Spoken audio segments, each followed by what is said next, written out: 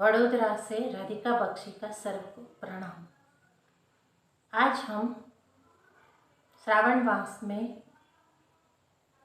काल सर्प योग की पूजा के बारे में बात करेंगे।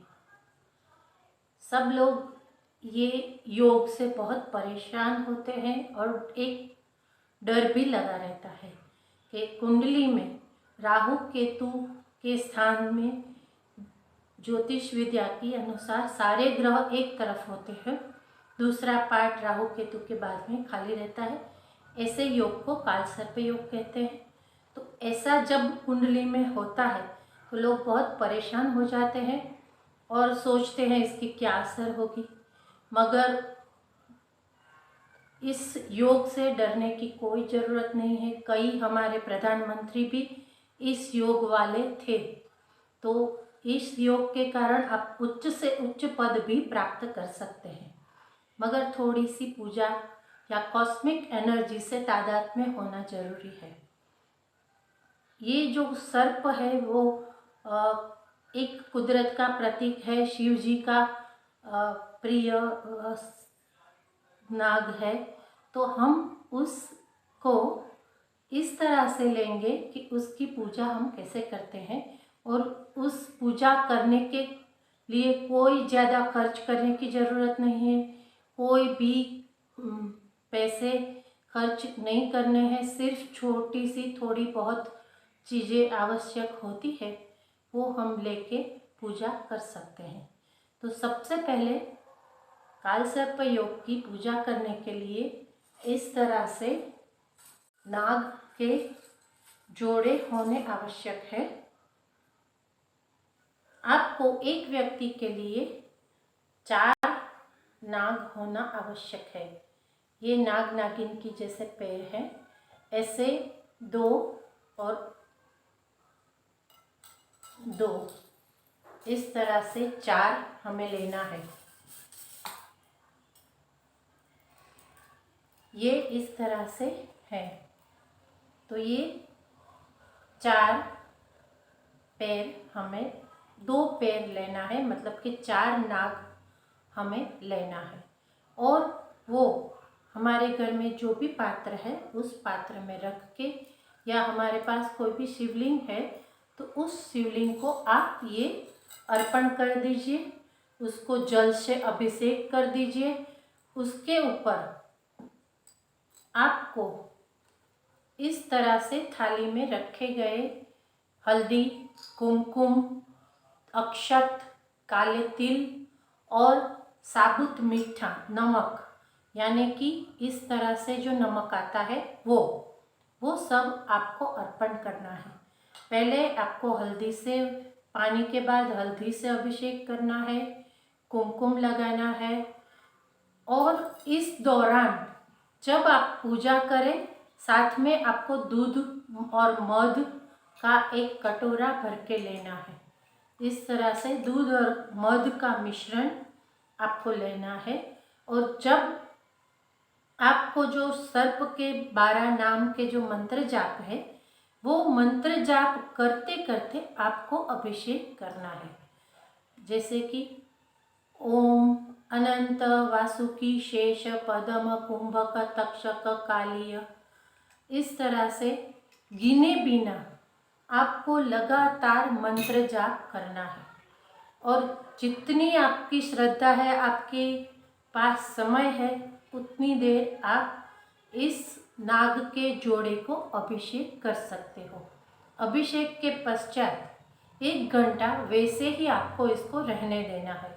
उसके बाद एक जोड़ा जो है उसको आप स्वच्छ करके आपके पूजा के स्थान में रख देंगे, और दूसरा जो जोड़ा है उसको आप कहीं भी जल प्रवाह कर देंगे, या घर के बाहर कोई भी शिव मंदिर में आपको ये अर्पण करना है। शिव मंदिर में अर्पण करने के बाद आपको किसी गरीब को केला दे देना है।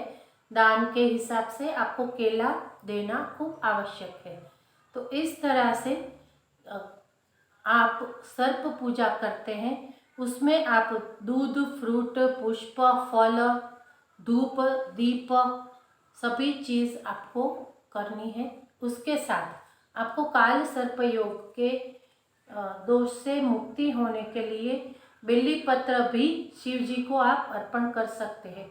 सिर्फ बिल्ली पत्र नाग के साथ आप अर्पण करेंगे तो भी आपके बहुत सारे प्रश्न ऐसे ही हल हो जाएंगे।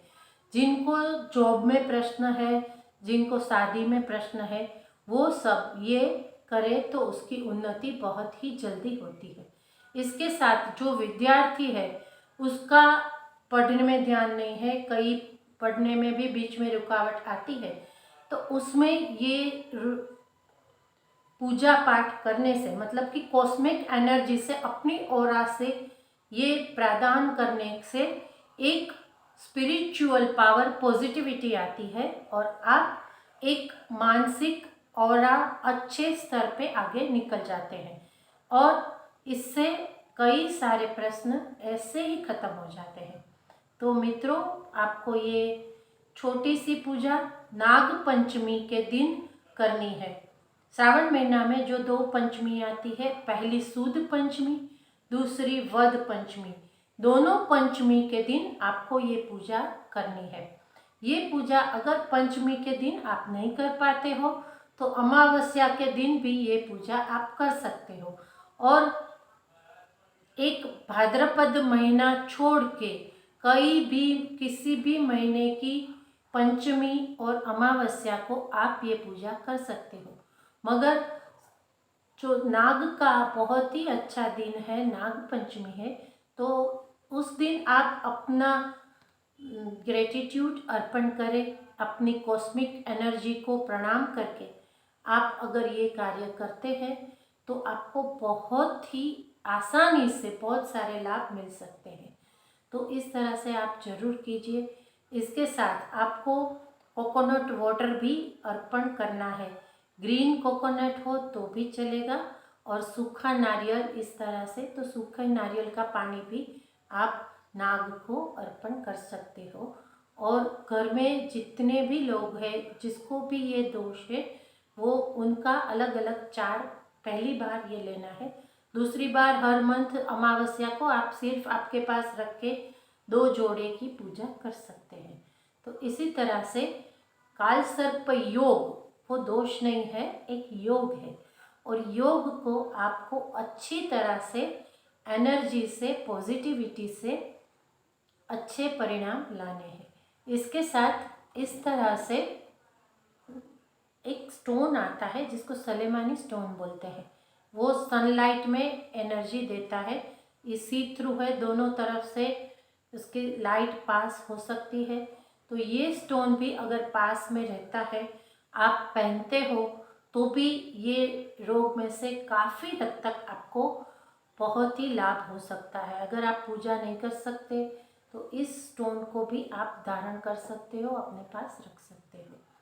तो जितना भी हो सके कॉस्मिक एनर्जी को अपने साथ रखने के लिए ही हमने ये बताया है। जो ज्योतिष विद्या में कुंडली में जो स्थान होता है उसी स्थान को एनर्जाइज करने के लिए जो भी हमारी नेगेटिविटी है मन में है और कुंडली में दिखाई दे रही है, तो वो दूर करने के लिए आपको ये छोटा सा उपाय करना है और इस उपाय से बहुत बहुत सारे लाभ होते हैं। मेरे कई मित्र हैं जो इस कार्य को करके बहुत अच्छे से लाभ पा चुके हैं। तो आप भी ये कर सकते हैं, आप सबको बहुत लाभ होगा। आप सबका धन्यवाद। राधिका बख्शी। आपको अगर ये अच्छा लगा है लाइक कीजिए, सब्सक्राइब कीजिए। खूब खूब आभार।